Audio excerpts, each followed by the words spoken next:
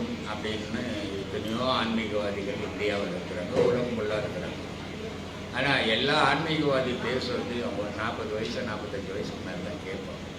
ஏன்னா அந்த வயது தான் ஆன்மீகத்தை விரும்புகிற காலம். அதுக்கு முன்னே உலகத்தை விரும்புகிற காலம். அப்போ ஆன்மீகத்தெல்லாம் அதுக்கு முக்கியத்துவம் கொடுக்க மாட்டாங்க. ஆனால் அது என்னமோ இறைவனுடைய செயலோ இந்த உலகத்தில் உள்ள இளைஞர்கள் பிரியுமோ எனக்கு தெரியாது. ஆனால் எனக்கு பசங்க ஏராளமான வாலிப வயசில் இருக்கிற பசங்க எனக்கு ரொம்ப அதிகமான வெறி பிடிச்சி இருக்கிறாங்க. மலேசியாவிலேருந்து ஒரு பையன் பேசுகிறான், எனக்கு ஃபோன் பண்ணுறான். அதே மாதிரி இதில் நம்ம சிலோன்லேருந்து ஒரு ஆள் ஃபோன் பண்ணுறான். சாமி எவ்வளோ என்னை ஃபாலோ பண்ணுறாங்கன்றதை யோசித்தேன் நான். சாமி நீங்கள் முதல்ல இருந்த மாதிரி இல்லை, முகம்லாம் கருத்து இருக்குது, உடம்பு இழைச்சிருக்கிறீங்க, ஜாக்கிரதையாக உடம்பை பார்த்துக்கோ, ஏதாவது ஒன்று ஆச்சுன்னா நான் செத்து போயிடுவேன் சாமி, நான் ஏன்னா முட்டாள் மாதிரி பேசுகிறேன் அப்படின்னு இல்லையா. இது அவனுடைய வெறி. இப்படி தான் அரசியல்வாதிங்க பயன்படுத்திப்பாங்க. ஆனால் நான் அரசியல்வாதி இல்லை, ஆன்மீகவாதி. நீ தெளிவாடி என்னன்னு நான் பேசின்னு இருந்து நீ சாவர என்ன முட்டாள்தானே இல்லையாது. அதனால் நான் சொல்கிறேன், அரசியல்வாதி பேசுகிற மாதிரி பேசுறியேடா. நான் செத்து போயிட்டேன்னா என் குடும்பம் நல்லா இருக்கும். ஆனால் நீ செத்து போயிட்ட உன் குடும்பம் என்ன அவனுக்கு யோசனை பண்ணியா? நீ எதுக்கு எனக்காக சாவணும்? நான் என்ன உனக்கு உறவு? இது மடத்தனம் இல்லை. இது இவ்வளோ விஷயம் மனசு தெரியணும்னு பேசினது இப்படி முட்டாள்தனமான வேலை செய்தால் நான் என் மனம் ஏற்றுக்காதுப்பா. இது சந்தோஷப்படுற விஷயம் இல்லை, வருத்தப்படுற விஷயம். ஏன் சொல்றேன்னா எல்லாருடைய மனமும் தெளிவடையணும். எது நிஜம்னு நாம் சிந்திக்கணும். நான் சொல்றதெல்லாம் நிஜம்னு எடுத்துக்காதீங்கன்னு வேணாம். நீ யோசித்துப்பார், எது உண்மை எது போய் நீ தேர்ந்தெடு. ஏன்னா ஒரு மனிதனுக்கு அடுத்தவன் சொன்னதை விட அடுத்தது படித்ததை விட அவன் அனுபவிக்கிற நிஜம் நிஜம். அதில் எந்த பொய்யோ பொருட்டோ கலக்கவே முடியாது. அந்த அனுபவத்தை நீங்கள் எடுங்க, உங்களுக்கு உண்மை தெரியும் இல்லையா. அதனால் இன்னைக்கு உலக மக்களுக்கு இவ்வளோ இளைஞர்கள் என் மேலே பற்றா இருக்கிறதுக்கு காரணம் நம்ம இந்த பேசுகிற பேச்சு தான். எதையே நான் மிகைப்படுத்தி பேச மாட்டேன். இல்லாததெல்லாம் இருக்கிற மாதிரி அதுக்கு ஒரு கண்ணு மூக்கெல்லாம் வச்செல்லாம் நான் பேச மாட்டேன். எது இருக்குதோ அதான் பேசுவேன். நான் இலக்கியம் படித்தவே இல்லை. நான் சாதாரண பாமரிப்பேன். அதனால் நான் சாதாரண மனுஷங்கிட்ட பேசுகிற மாதிரி தான் மைக்கிலையும் பேசுகிறேன், ஆன்மீகத்திலையும் அப்படி தான் பேசுகிறேன். சாதாரணமாக இவ்வளோ கூட்டம் வர்றது, இத்தனையில் கோடி பேர் எனக்கு ரசிகர்கள் இருக்கிறாங்க, பக்தர்கள் இருக்கிறாங்கன்னு நான் ரொம்ப வேஷம்லாம் கட்டிக்கிறது எனக்கு கிடையாதுங்க. என் உடலை விட்டு உயிர் பெரியது வரைக்கும் இதே நிலையில் இருந்து பெரியணும், அதுதான் என்னுடைய ஆசை. சொல்லுங்க. இன்னைக்கு உலகத்துல நிறைய ஆன்மீகவாதிகள் மக்களை கவர்ந்து தனக்கு ஒரு ரசிகர் மன்றம் வச்சுக்கிற மாதிரி அவங்கவுங்க ஒரு மடத்தையும் ஒரு அமைப்பையும் ஏற்படுத்திட்டு மக்களை ஒரு மாயையில் இழுத்துட்டு போறாங்க. அப்படி இல்லாம நீங்க அறிவை உன்னல் பெருக்கிக்கோ, ஞானத்தை அதிகப்படுத்திக்கோ அப்படின்னு சொல்லி தரீங்க. அப்படிப்பட்ட நிலையில ஐயா இந்த உபதேசங்கள் அவங்களுடைய அறிவையும் திறனையும் மேம்படுத்தக்கூடியது அப்படின்னு நீங்கள் நிறைய சமயத்தில் சொல்லியிருக்கீங்க. இதை பற்றி கொஞ்சம் விளக்குங்க ஐயா. இந்த மனிதனுடைய மூச்சுமா இந்த வயிற்றுக்கும் மூக்குக்குமே போய் பழப்படும். ஆனால் இந்த ஆன்மீகத்தில் இந்த யோக பாதையில் வந்தால் தான் அவனுடைய மூச்சு மடைமாறின்னு பேர். போகிற வழியை விட்டுட்டு வேற வழியில் போகும். இதுக்கு ரோசகம் கும்பகம் பூரகம்னு பேர். இந்த மூச்சாகப்பட்டது நல்லா வலிக்கணும். வலிச்ச மூச்சையை நிறுத்தணும். வலிக்கிறது 16 வலிக்கும். யாருன்னா போய் வச்சுட்டு போறீங்க, பேதி ஆகிடும். இது 4 அடிவில் பழகணுமே தவிர 8 1 16 சொன்னார்னு போய் பண்ணி போட்டு அப்புறம் ஏமல் வச்சுக்காதீங்க. அதனால் இது 16 வலிக்கணும். இதுக்கு பூரகம்னு பேர். அந்த வலிச்ச மூச்சை வெளியே விடாமல் நிறுத்தணும். அதுக்கு பேர் கும்பகம்னு பேர். அந்த நிறுத்தின மூச்சை முள்ள வெளியே விடணும். ஹான்னு விட்டுறக்கூடாது, முள்ளமாக விடணும். அதுக்கு பேர் ரோசம். இப்போ இந்த கும்பகம் பண்ணுறதால போய்க்கணும் வந்துக்கணும் தான் நல்லா தான் இருந்தோம் நம்ம. இதை ஏன் கும்பகம் பண்ணணும் அப்படின்னா இது பாதை மாறும். அப்போ இந்த கும்பகம் ஆகும்போது இடுப்புக்கு கீழே போய் இந்த பாடம் பண்ணும்போது தெரியும். ஓ இம் என்னும்போது பின்னாடி இடுப்பு போய் வரும். சதை போய் வரும். அந்த உள்ள ஏறுற சூட்டினுடைய விளைவு மேலே முத்தா அந்த இடுப்பில் வேர்வைக்கும். அப்போ தெரிஞ்சுக்கலாம் நம்ம சரியாக செய்கிறோம் அப்படின்னு. அப்போது அந்த காற்றாகப்பட்டது அது முதுகு தண்டு வழியாக ஏறி தலைக்கு வந்தால் உன்னுடைய அறிவு தெளிவு வரும். நீ ஒன்றும் கடவுளை அடைஞ்சு ஒன்றும் சாதிக்க போறதில்ல. ஆனால் தெளிவானவனை வாழணும்னா இந்த பாதை அவசியம். இதை தான் சொன்னார். உருதரித்த நாடியில் ஒடுங்குகின்ற வாய்வினை கருத்தினால் இருக்கே கபாலம் ஏற்ற வல்லாரில் விருத்தரும் பலராவார் மேனியும் சிவந்தடும் மறுத்தரித்த பாதம் அம்மை பாதம் உண்மைய. கடவுள் என்றதை உனக்குள்ள வச்சுக்கணும். கோடி கோடியா செலவு பண்ண காலம் ஃபுல்லாக வாழ்நாள் ஃபுல்லாக சுற்றி சுற்றி செத்து போனியாட பார்க்க முடியாத. ஆனால் அந்த கடவுளை பார்க்கணுன்னா நீ உனக்குள்ளேயே தேடினா கடவுளை பார்த்துடலாமே. ஆனால் ஊரெல்லாம் சுற்றி வீணாக போனே எண்ண முடியாத சாவாய் போயிருக்குது அப்படின்னார். அதனால் சொன்னார், ஓடி ஓடி உட்கலந்த ஜோதியை நாடி நாடி நாட்களும் கழிந்து போய் வாடி வாடி வாடி போன மாந்தர்கள் கோடி கோடி எண்ணிருந்த கோடி வந்தார். அப்போது இந்த மூச்சாகப்பட்டதும் அறிவு தலைக்கு போகும்போது அறிவு தெளிவு வரும். எது உண்மை எது பொய் என்ற தெளிவு உன் அறிவு வேலை செய்யும். இல்லைன்னா அறிவு மங்கி. அதுக்காக இதை சொல்லிக் கொடுக்குறோம். ஐயா, நீங்கள் உங்களுடைய வாழ்க்கை வரலாறு பேசும்போது அதில் ஒரு செய்தியை படித்தேன். நீங்கள் செய்த இந்த யோகம், இந்த பயிற்சிகள், உங்களுடைய கடினமான அந்த ஐசிஎஃப் என்ஜின் கட்டுமான பணியின் போது எல்லாரும் நிறைய பேர் கண் பாதிக்கப்பட்டாங்க, உடல்நிலை பாதிக்கப்பட்டாங்க, புற்றுநோய் கோளாறுகள் இருந்தது, சீக்கிரமாக இறந்து பட்டாங்க. ஆனால் இன்றும் நான் உடல்நலத்தோடு தொடர்றேன். எனக்கு இந்த பயிற்சிகள் எனக்கு என்னுடைய உடல்நலனை கொடுத்தது அப்படிங்கிறது. அதே மாதிரி யாருக்கும் தெரியாத நுட்பங்களை இதை நான் தனியாக எல்லாருக்கும் படித்தவங்களுக்கே, என்ஜினியர்களுக்கே நான் விளக்கியிருக்கேன். பிளான் போட்டு நான் அதனுடைய ஒரு வண்டி வந்ததுன்னா அந்த வண்டி எந்த வண்டி மாடல் வண்டி வருதோ அதுக்கு ஒரு டிராயிங் வரும். அந்த டிராயிங் ஃபுல்லாக இங்கிலீஷ் தான் இருக்கும். நமக்கு தமிழே தத்துக்கா படிக்க தெரியாது. நான் எங்கே இங்கிலீஷ் படிக்கிறேன். ஆனால் அந்த டிராயிங்கை நான் வீட்டுக்கு எடுத்துக்கணும். மத்தியானம் வரும்போது மத்தியானம் சாப்பிட்டுட்டு படுக்க கிடைக்க மாட்டேன். பேப்பருங்க வாங்கிட்டு வச்சுக்கின்னு ஒரு பார்ட்டாக அதை டிராயிங் பண்ணுவேன். அந்த டிராயிங் பண்ணி நாளைக்கு என்ன வேலை செய்யணும் அந்த ஒரு பேப்பர் எடுத்து பண்ண போதும். அது மொத்தம் அந்த வண்டியினுடைய பேட்டர்ன் பார்த்தீங்கன்னா ஒரு 20 பேப்பர் வரும். அந்த 20 பேப்பர் அந்த டிராயிங்கை வச்சுன்னு நாங்கள் வெல்டிங் பண்ணும்போது நெருப்பட்டு எரிஞ்சு போடுவோம். அதனால் அந்த பேப்பரை போட்டு வச்சுருவேன். ஒரு ஸ்கெட்ச் போட்டு இருப்பேன். நான் இந்த வேலை இது பேர் இது இந்தந்த ஐட்டம் இந்தந்த அளவு அப்படின்னு போட்டு வச்சுருவேன். அதை செய்ய தெரியாதவங்க கூட எங்கிட்ட அந்த பேப்பரை வாங்கிட்டு போயிட்டு வச்சுக்கிட்டு செய்வாங்க. அதனால தான் ஒரு பெரிய ஆஃபீஸர் ரவிச்சந்திரன் பிராமின் அவர் சொல்லுவார், சேத்துல முடிச்ச செந்தாமரை நித்யானி. ஏன்னு சொன்னால் அந்த அன்ற பிரேமில் படிக்காதவன் ஃபிட்டராக இருக்கவே முடியாது, வெல்டராக இருக்க முடியாது. ஏன்னா ஃபிட்டர்ன்றது மெஷர்மெண்ட் பார்க்கணும். அந்த வெல்டருக்கு நீ மெஷர்மெண்ட்டை போட்டு கொடுத்தீங்கன்னா தான் அவன் வெல்டு பண்ணுவான். நீ ஒரு புள்ளி இங்கே தவறாகி போச்சுன்னா அதை வண்டி திருப்பிட்ட உடனே எந்த பொருளையும் மாட்ட முடியாது. அதனால் எல்லாமே தவு கணக்கு, மயிரழ கணக்கு தான் ட்ரில்லிங் எல்லாம். அதை நான் சாதாரணமாக செய்துன்னு என்கிட்ட நிறைய சீடருங்க உருவானாங்க அதில். ஆனால் ஒரு பெருமை என்னன்னா எல்லாத்துலேயும் சீடர் இருந்தாங்க. டெய்லர் வேலை நிறைய சீடரு. ஏன்னா டெய்லருங்கன்னா நான் பேண்ட் ஷர்ட் தாங்க எனக்கு தெரியும், என் பொண்டாட்டி ஜாக்கெட்டு கூட கூலி கொடுத்தாங்க தைக்கிறேன். இல்லைன்னா நான் இந்த லேடிஸ் வேலை தாங்க எனக்கு தெரியும், எனக்கு பேண்ட் ஷர்ட்டை நான் வெளியே இருந்தாங்க கொடுத்து தைக்கிறேன். நான் அப்படியே சூட்டு வரைக்கும் தைச்சேன். எல்லோரும் கல்யாணத்துக்கு போட்டு தைச்சி கொடுத்தேன். அப்படி தைய வேலையில் நான் ஒரு முதன்மையாக இருந்ததால் அதுலேயும் நிறைய சீடர் இருந்தாங்க. ஒர்க் ஷாப்பு வேலையில் அது மாதிரி நுணுக்கமான வேலைகளை செய்யும்போது எந்த வேலையும் மற்றவனால் செய்ய முடியாதுன்ற வேலையை நான் போய் உட்காந்து செய்திருப்பேன். அதனால் ஒர்க் ஷாப்பில் நல்ல மரியாதை ரிட்டையர்ட் ஆகுது வரைக்கும். மக்கள் இந்த உலகத்தில் இருக்கிறதெல்லாம் மெய்யின்னு சொல்கிறோம், சரி சொல்கிறாங்க. அதே ஞானிகள் இங்கே இருக்கிறது எல்லாமே பொய்ன்னு சொல்கிறாங்க. மக்களுக்கு அந்த மெய்யிலேருந்து அந்த பொய் உணர்றதுக்கு ரொம்ப காலங்களாது, ரொம்ப பிறவிகளாது. பிறவிகள்லாம் தேவையில்லை, ஒரு பிறவிலேயே முயற்சி பண்ண முடியும். ஆனால் அந்த முயற்சி பண்ண விரும்புறதில்லை.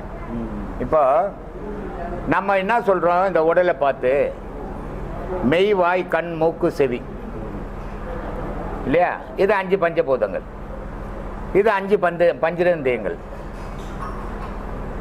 இதெல்லாம் நிஜ பொருள். அப்போ மெய்னா உண்மை அப்படின்னு ஒரு பொருள் இருக்குது இல்லை.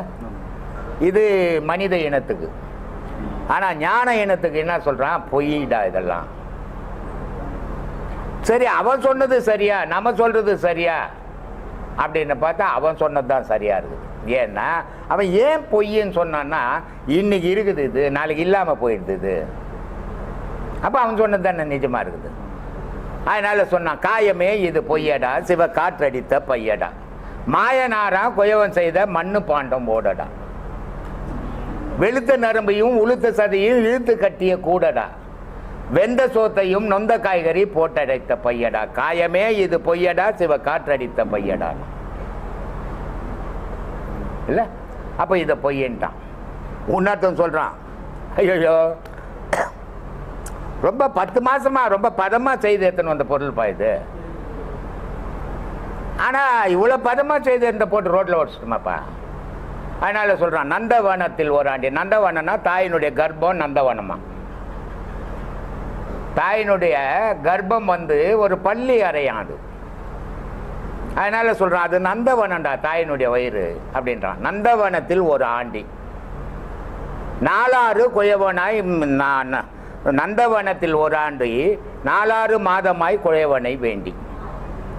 4 6 10 மாதம், 10 மாதமா இறைவனை வேண்டி பெற்றாங்களாம்.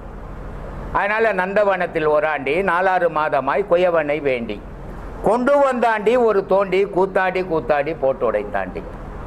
நல்லாதான் செய்து எடுத்துன்னு வந்தான், இங்க வந்து தக்கா முக்கா நாடி போட்டு வச்சுன்னு பத்தம் கிடக்குறான். ஏன் சாமி, என் துறை அப்படித்தான் துறை, எதனா சொல்றீங்களா, நான் பாட்டுக்கு சொல்லின்னு கிடக்குறேன், என்னப்பா இப்படி கத்தி கிடக்குறேன் அப்படின்னு சொல்றான் சாமி. சரிப்பா, இப்படிலாம் என்னப்பா இது, இப்படி வாழ்ந்துட்டு இப்படி செத்து போனா அப்புறம் அதுக்கோசமாப்பா நான் பிறந்தேன் அப்படின்னா, இல்லைப்பா, உத்தம பொருளுக்குள் ஆய பொருள் நீன்றான். உலகத்துல உத்தம பொருள்னு ஒண்ணு இருக்குதான். அந்த உத்தம பொருள் ஆயன்னா கண்டெடுத்த பொருளா நீ. சரி, அந்த உத்தம பொருள் எதுப்பான்னு அதான்டா கடவுள்னா. உலகத்திலேயே அப்பழுக்கு அற்ற பொருள் உத்தம பொருள். அந்த உத்தம பொருள் கண்டெடுத்த பொருளா நீ. அப்படிப்பட்ட பொருள் அற்புத பொருள் ராணி, நீ போய் கூத்தாடி போட்டு உடைக்கலாமாடா. அதனால உள்ளுக்குள்ளவே உணர வேண்டும், உள்ளும் புறமும் அறிய வேண்டும், மெல்ல கனலை எழுப்ப வேண்டும், வீதி புனலில் செலுத்த வேண்டும், கள்ள புலனைந்தும் கடிந்து தெல்ல தெளிவான பரஞ்சோதி தோன்றுமே. இந்த கள்ள புனலை நம்பி வாழாத, அது இந்த உலக வாழ்க்கையில தேவைத்தான், ஆனா அதை நம்பி வாழாத. ஒரு கூத்தியாரை வச்சுக்கினா கடைசி வரைக்கும் பொண்டாட்டி மாதிரி நினைச்சுக்க முடியுமா சொல்லு? அந்த நேரத்துக்கு பயன்படுத்திக்கலாம். அந்த மாதிரி இந்த புலனை பயன்படுத்திக்கோ, ஆனா இதை நம்பி வாழாதன்றான். நான் அடிக்கடி சொல்லுவேன், இந்த வாழ்க்கை வந்து கூத்தியார் வீட்டில் வாழற மாதிரி வாழ்க்கை இது. கூத்தியார் வந்து உன்னை வச்சு சுகம் கண்டுட்டா நீ அவளை விட்டு விலகவே முடியாது இனிமேல். ஒன்று விலகும் போது அவ இஷ்டத்துக்கு வலிப்பா, போயிட்டீன்னா தப்பிச்சிருவ, போலன்னா உன்னை ஆளை வச்சு கொன்னுடுவா. இந்த உலக வாழ்க்கை மனிதனுக்கு கூத்தியார் வாழ்க்கை. அப்போ இதுல இருந்து எப்படி சாமி தப்புறது? கூத்தியார்கிட்ட உறவாடிக்கினே ஓடிடு, அப்பதான் நீ தப்பிக்க முடியும். நான் போறேன் வரேன் ரப்பன் டப்பு காட்டினா உன்னை காலி பண்ணிடுவா, உலகம்ன்ற மாயை உன்னை காலி பண்ணிடும்ட்டான். புரியுதா? அப்படி இருக்குது சாமி. இப்போ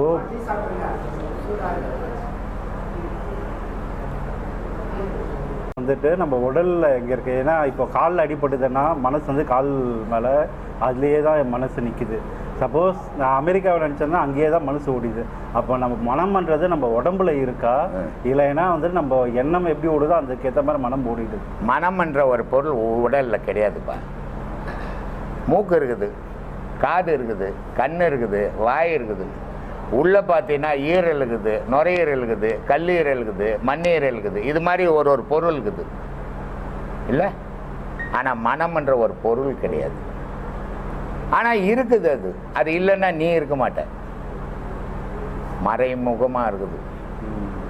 அதனால தான் திருத்தணியிலேருந்து ஒரு வக்கீல் சுப்பிரமணி அவர் ஒரு கேள்வி கேட்டார், மனம் வந்து எப்படி சாமி இருக்குது, மறைஞ்சிக்கின்னு இருக்குது, மறைந்திருந்தே விளையாடும் மனசாட்சின்னு ஒரு பாட்டு இருக்குது அப்படின்னு கூட கேட்டார். அப்போ அதுக்கு பதில் சொன்னேன்.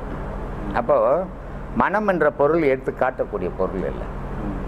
மனம் என்ற பொருள் ஒரு மறைமுகமாக இருந்து தன்னையே தான் ஏக்குது. ஆனால் அந்த ஏக்கத்துக்கு ஏற்ற மாதிரி நம்ம பயணம் பண்ணின்னுக்கிறோம். அந்த மனமாகப்பட்டது இங்கிருந்து அமெரிக்காவை பற்றி யோசித்துக்கினே இருக்குது. அப்போ நம்மளுடைய மனம் அங்கே போயிடுச்சு. அப்போது நம்ம மனம் எது மேலே தாவுதோ அது மேலே பற்றும் பாசமும் உண்டாயிடும். இதை தான் திருமூலர் ரொம்ப அழகாக சொல்கிறாரு. மனம்ன்றது என்னன்னா உன் உயிர்ப்பா அப்படின்றது. மனம் என்ன? உன் உயிர். உன் உயிர் என்ன நினைக்குதோ அது செயலாக போகுது. அங்கே போகும்போது உன் உயிரும் அங்கே போயிருக்குதுன்றது. அதனால் மண்மனம் எங்குண்டு வாய்வு அங்குண்டு. மண்மனம் எங்கில்லை வாய்வு அங்கு இல்லை. மண்மனத்துள்ளே மனோலயமாமேன்னாரு. நீ இந்த மாதிரிலாம் உன் மனசை வெளியே செலுத்தாமல் உனக்குள்ளவே நிறுத்திக்கினீன்னா அது ஆனந்தமான வாழ்க்கையாக இருக்கும் அப்படின்றாரு. ஆனால் நம்ம என்ன பண்ணுறோம், வெளி உலகத்து மேலே தான் நம்ம மனசை செலுத்துறமே தவிர நமக்குள்ளே நிறுத்தலை. மனம்ன்றது என்னன்னா உயிர்ன்றது ஒன்று இருக்குது இல்லை, நமக்கு இருக்குது இல்லை, இருக்குதுன்னு அதை எடுத்து இதை பாருங்கள் இது பொருள் தாங்க உயிர்ன்னு காட்ட முடியாது. ஆனால் இருக்குது, அது உணர்றோம். அந்த உயிரோட எண்ணங்கள் கலக்கும் போது தான் மனமாகுது. அப்போ எண்ணமும் உயிரும் சேர்ந்ததான் மனம் இல்லையா? மிருகங்களுக்கு உயிர் மட்டும் இருக்குது, எண்ணம் இல்லை. அதனால உயிர் மட்டும்ங்கிறதால அந்த நேரத்துக்கு அந்த செயலை பண்ணிட்டு அது முடிச்சிடுது. ஆனால் நம்ம முடிக்கிறதே கிடையாது, தொடர்றோம் அதுலேருந்து. காரணம் என்ன? நமக்கு மனம் இருக்கிறதால நம்ம எந்த செயலையும் தொடர்ந்து செய்கிறோம் இல்லையா? அப்போது உயிரோட எண்ணங்கள் கலக்கும் போது மனம் உண்டாகுது. அந்த மனம்தான் உலகத்தில் நம்மளை இயக்குது. அந்த மனத்தால் தான் நமக்கு மனுஷன்னு பேர் இருக்குது. அந்த மனமாகப்பட்டது வெளியே போனால் பிணம் என்ற பேர் வந்துடுது. சொல்லு சாமி. இப்போது ஆன்மீக பாதைக்கு வரத்துக்கு முன்னாடி தனியாக வந்துட்டு எங்கேயாவது போகும்போதோ இருட்டில் போகும்போதோ வந்துட்டு அந்த நம்மளையே அறியாமல் அந்த பயம் வந்து அதிகமாக. ஆமாம் ஆமாம். ஆனால் இந்த ஆன்மீக பாதைக்கு வந்துட்ட அப்புறம் தனிமையில் இருக்கும்போது சுகம் அதிகமாக இருக்கிற மாதிரி இருக்கு. ஆமாம். ஸோ இருட்டிலையோ இல்லை தனிமையில் இருக்கும்போது சுகம் ரொம்ப அதிகமாக இருக்கும். அப்போ தான் இப்போ ஒரு இல்லறத்தில் இருக்கிறேன். இல்லறத்தில் இருக்கும்போது 4 பேரோட இந்த ஆன்மீகம் இல்லாமல் இருந்தீங்கன்னா டிவி வச்சாங்கன்னா நல்லா சவுண்டாக வைப்பேன், நல்லா இருக்குது பார்க்கலான்னு பார்ப்பேன். ஆனால் ஆன்மீகத்தில் இருக்கிறவனுக்கு வீட்டில் இருக்கிறவங்க டிவி வச்சு அங்கே ஏன்டா உட்காந்துங்கிறோன்ற எண்ணம் வந்துடும். ஏன்னா அந்த இறைச்சல் இவன் மனம் ஏற்றுக்காது, அந்த சத்தம் இவன் மனம் ஏற்றுக்காது. ஏன்னா இவன் மனம் விரும்புறது அமைதியை. ஆன்மீகம்ன்றது அமைதி இல்லையா? அந்த அமைதியில் இது பயணம் பண்ணும்போது ஆரவாரம் குறுக்க வரும்போது அங்கே இருக்காது, விரும்பாது இல்லையா? ஒரு பொருள் இல்லாத பொருளை இருக்குதுன்னு நினைக்கும் போது பயம் வருது. மனிதனுடைய பயம் எப்படி உண்டாகுது? இல்லாத பொருளை இருக்குதுன்னு நினைக்கும் போது மனிதனுக்கு பயம் தானாகவே உண்டாகுது. ஆனால் அப்படி ஒரு பொருள் இல்லைன்னும் போது அவனுக்கு தானாகவே தைரியம் வருது. ஆன்மீகத்தில் இருக்கிறவனுக்கு அப்படி ஒரு பொருள் இல்லை, நானே எல்லாமாவும் இருக்கிறேன்னும் போது பயம் இல்லை. இதுதான் காரணம் சாமி. இப்போ ஆன்மீகத்தில் பக்தி வழியிலெல்லாம் போனால் காவி உடை தான் கொடுத்தணுன்றாங்க. நம்ம ஏன் வெள்ளை உடை கொடுத்துருவோம்? இது முட்டாளுங்க சொல்லியிருப்பாங்கன்னு நினைக்கிறேன் நான். ஏன்னா ஆன்மீகத்தில் போனோன்னா நீ பக்தியில் போனோன்னா கரை போட்ட வேஷ்டி, வெள்ளை வேஷ்டி, இல்லை பேண்ட் ஷர்ட்டு போட்டுன்னு போகலாம். காவி கட்டினீன்னா கசாய ஆடைன்னு பேர் இருக்குது. கசாய ஆடை யாருக்குன்னு சொன்னால் சந்நியாசம் போகிறான் பார். இப்போ காஞ்சி பெரியவர் கசாய ஆடை கட்டியிருப்பார், அவர் சன்னியாசம் வந்துட்டார். அவர் குடும்பம், குழந்தை, குட்டி, சொந்த பந்தம் கிடையாது. அந்த மாதிரி சன்னியாசம் போகிறவன் கசாய ஆடை கட்டணும். இப்போ ராகவேந்தர் படம் பார்த்தியா? அவர் வீட்டில் இருக்கிற வரைக்கும் வெள்ளை வேஷ்டி கட்டினுப்பார். போய் சன்னியாச உபதேசம் வாங்கினோன்னே காவி உடை கட்டின்னு போவார் இல்லை? அப்போது வீட்டை விட்டு நீ வெளியேறணுன்னா தான் காவி உடை கட்டணும். இப்போ அது ஒரு ஸ்டைலாக மாறி போச்சு. டீ கடையில் இருக்கிறவன் காவி கட்டிங்கிறான், சமையல்காரன் காவி கட்டிங்கிறான், சும்மா போ வீட்டில் போகிறவன் காவி கட்டிக்கிறான். ஆனால் காவி எதுக்குன்னு அர்த்தம் தெரியாத கட்டிக்கின்னுக்கிறவனுக்கும் அர்த்தம் தெரியாத சொல்லின்னுக்கிறக்கும் நான் என்னப்பா பண்ணுறது சொல்லு. அப்புறம் இந்த பெருமாளுக்குன்னா மஞ்சள் கலர் கட்டணும், முருகனுன்னா பச்சை கலர் கட்டணும். ஆமாம், அவங்க என்ன மில்லு வச்சுக்கிறாங்க.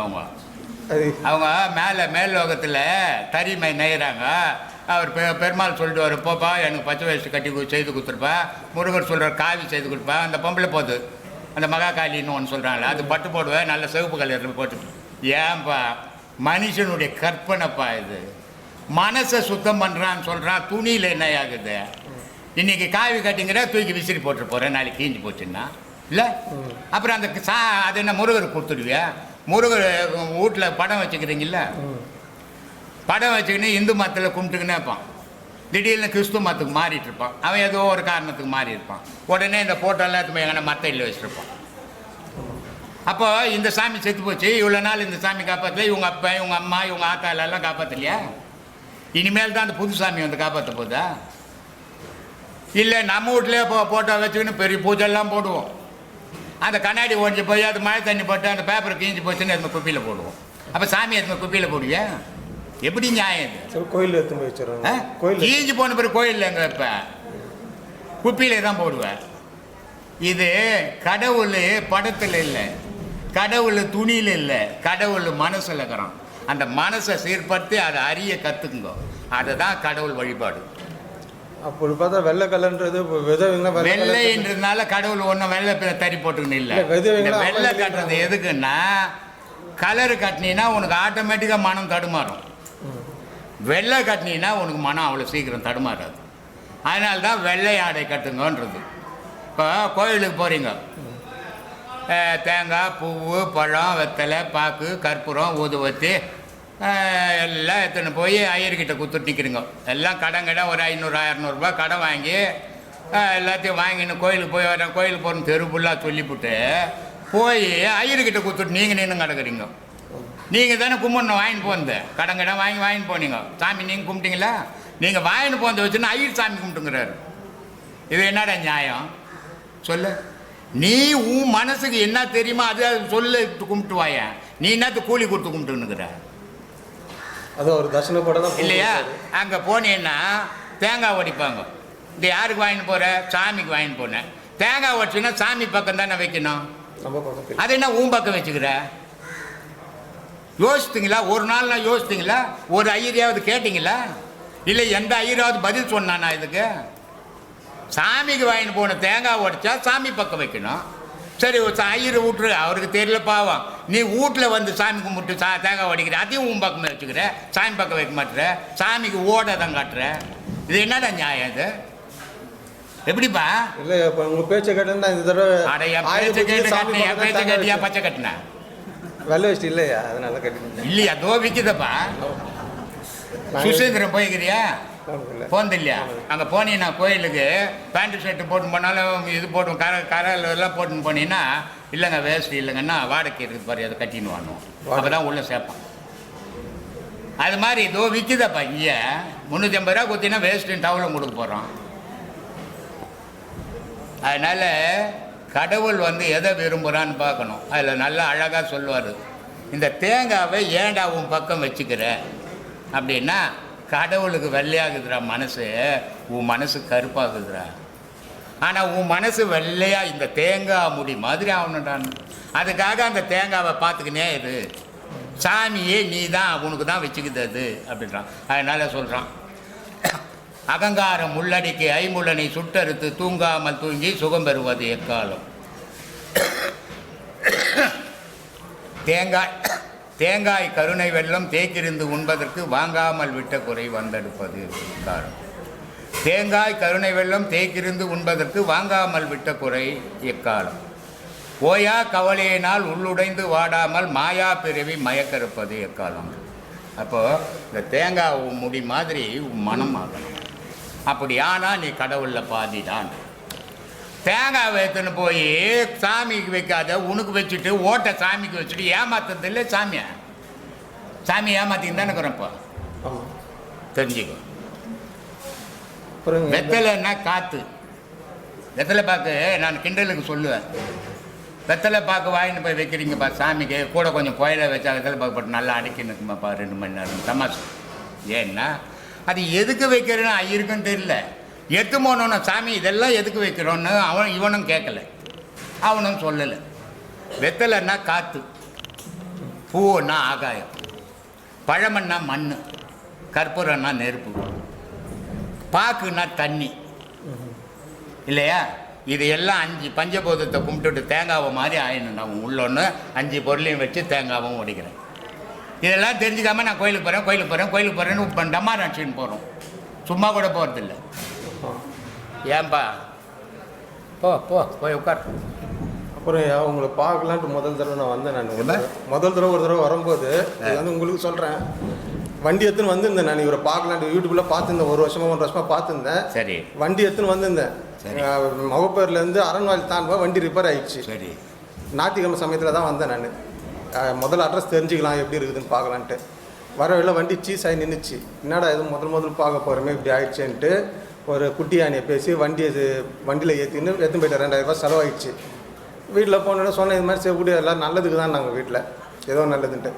அதுக்கு அடுத்த ஞாயிற்றுக்கிழமையே சரி நம்ம இன்றைக்காக இப்போ நானும் வரேன் நாங்கள் வீட்லேயும் நம்ம போய் பார்த்துட்டு வரலாம் அட்ரஸ் எப்படி இருக்குது இப்போ உள்ளே சொல்கிறாங்களே திருவள்ளூர்லன்ட்டு வந்து பார்க்கலான்ட்டு வந்தால் அட்ரஸ் கண்டுபிடிச்சிட்டு வந்தால் அன்றைக்கி பார்த்து தளம் போடுறாங்க. ஐயா இருந்தார்.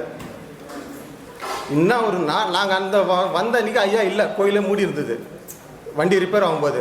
ஆனால் எதேச்சியாக பார்க்கலான்னு வரும்போது பார்த்தா ஐயா இருந்தார். வந்து அவர் கூட உட்காந்து சாப்பிட்டுட்டு மத்தியானம் கிளம்பி போனோம். இதில் என்ன தெரியுதுன்னா வர வைக்கணும்னு நான் நினச்சிருக்காரு. அன்றைக்கி வந்திருக்கிறேன் நான்.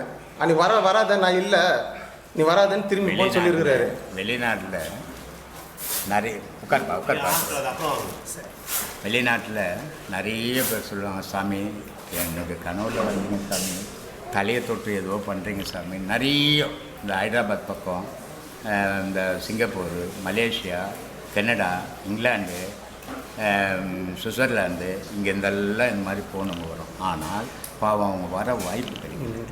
ஆனால் இந்த வாய்ப்பு கிடைக்க வரும்போது அடுத்த வருஷம் ஜனவரிக்கு மேலே வெளிநாட்டுக்கார் நிறைய வருவாங்க. அந்த வெளிநாட்டுக்காருக்கு தான் அந்த 5 ரூம் உங்கள் கட்டியிருந்துக்கிறேன்.